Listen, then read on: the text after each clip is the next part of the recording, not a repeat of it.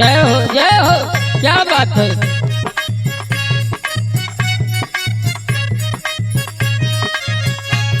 ओहो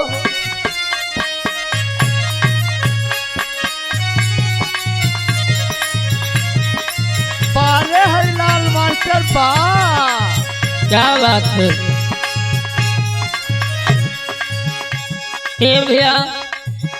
जौने साहब मैं जौने समय बाबा साहब ये भारत के संविधान लिखलन। ओहो ये भारत देश में हमारे हिंदुस्तान में चारों तरफ उजियार हो गया, बा लेकिन गीत तो संकेत कबीर जी दहलन मास्टर कैसे ए रच संविधान माँ भीम के ललनवा या जोर भइले हो या जोर भइले भाग्य गोर बेई मनवा या जोर भइले आगे गोरा बेई मनवाया जोर महीना आगे गोरा बेई मनवाया जोर महीना ये जोर महीना होया जोर महीना होया जोर महीना आगे गोरा बेई मनवाया जोर महीना आगे गोरा बेई मनवाया जोर महीना जब बाबा साहब हमारे भारत देश के संविधान लिखलन, यहाँ अंग्रेज के शासन रहल, अंग्रेज हमार भारत देश छोड़ के चले गईलन। और जब भारत देश अंग्रेज छोड़ के गईलन तो यार भारत देश में होत का है। बात का होता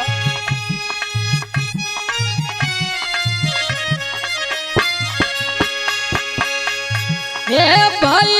आजाद भारत बजले मुनादी भाई गया चाँद भारत बजल मुनादी भाई गया चाँद भारत बजल मुनादी हे राष्ट्रपिता माँ कहाव लगलन गांधी राष्ट्रपिता कहावे लगले गांधी राष्ट्रपिता कहावे लगले गांधी हे पीएम नेहरू भैल चमकल ससनमा यजोर भैल हो यजोर भैल भाग्य गोर बेई बनवा यजोर भैल आगे गोरा बेई मनवाया जोर भइले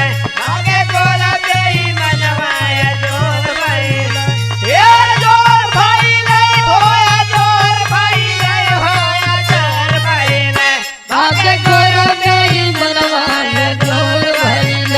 आगे गोरा बेई मनवाया जोर भइले ये भैया जब हमार भारत देश आजाद भेल तो भारत देश में खुशी के लहर उठल। ओह और उस समय महात्मा गांधी जी के राष्ट्र पितामह को उपाधि देवल गई ओह और प्रधानमंत्री नेहरू जी बनावल गई। बा भारत देश के शासन चमकल बाठो खुशी के लहर उठल तो और का होत ह? का भैया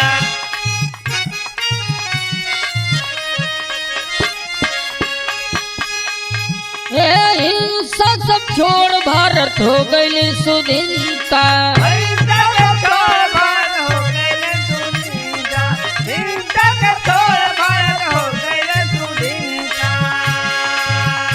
हे भारत सिरवा के दूर भइली चिंता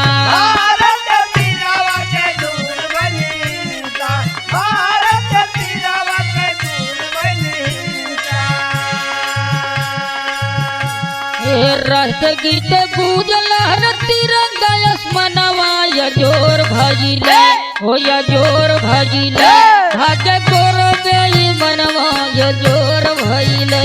आगे गोरा बेई मनवाया जोर भइले आगे गोरा बेई मनवाया जोर भइले ये जोर भइले होया जोर भइले होया जोर भइले भाग्य गोर बेई मनवा मनवाया जोर भइले आगे गोरा बेई मनवाया जोर भइले हे भैया भारत देश में राष्ट्रगीत होवे लगल, खुशी के लहर उठल बा, चारों तरफ खुशहाली छाई गई, अंग्रेज के शासन खत्म हो गए भारत देश से। जब भारत देश से अंग्रेज के शासन खत्म हो गए तो आगे का होता भैया?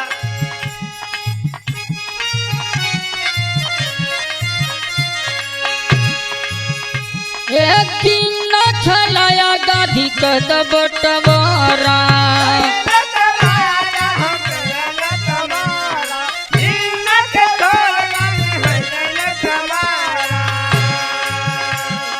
नहीं हमरे तोहरे तो होई वारा न्यारा,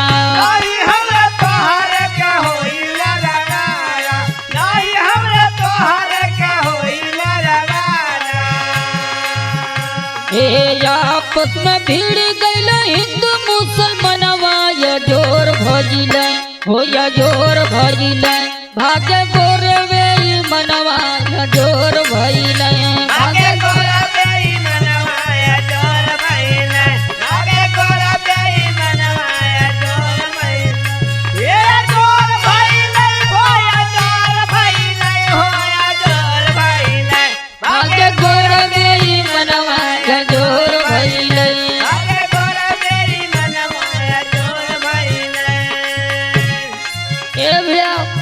जब भारत देश स्वतंत्र हो गए,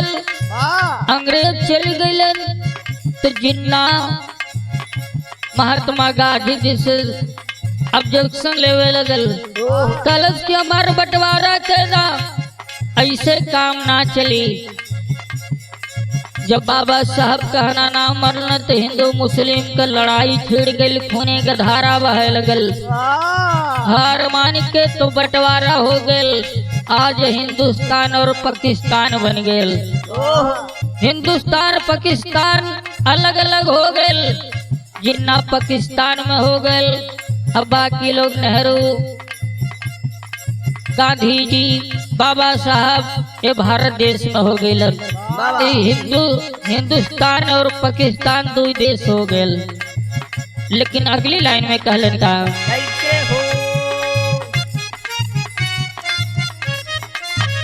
जब बाबा साहब बंटवारा देखलन तो बाबा साहब भी गांधी जी से सवाल कैलन, का कहलन भैया? बाबा साहब बोला गांधी सुनला हमरो खीसा,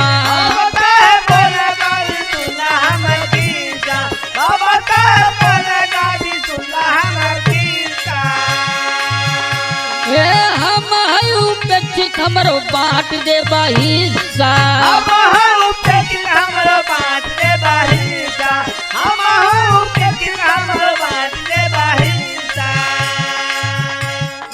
दगवा कमैला गाधी चूम के चरणवा, या जोर भजिल हो या जोर भजिल, भागे गोरे मेरी मनवा या जोर भजिल, भागे गोरे मेरी मनवा या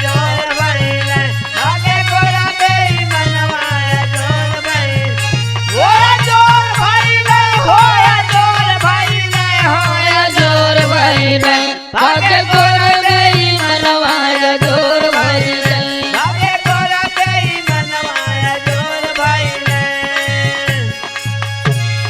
जब हिंदुस्तान पाकिस्तान का बंटवारा जब हो गए, बाबा साहब जी गांधी जी से कहलन के हमरो खिस्सा सुनला, हम उपेक्षित थैला और हमने कभी बंटवारा कैदा ही लगले, कि काहे से हमने लोग से अन्य बिरादरी घिरा करेले,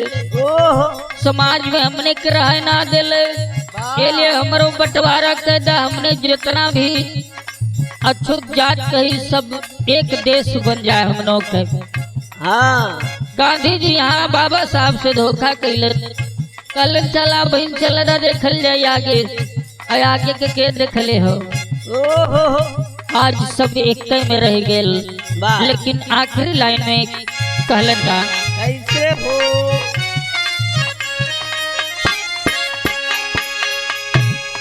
स्वामी बिहारी पतु स्वर्गवा में जाई स्वामी बिहारी पतु स्वर्गवा में जाई स्वामी बिहारी पतु स्वर्गवा में जाई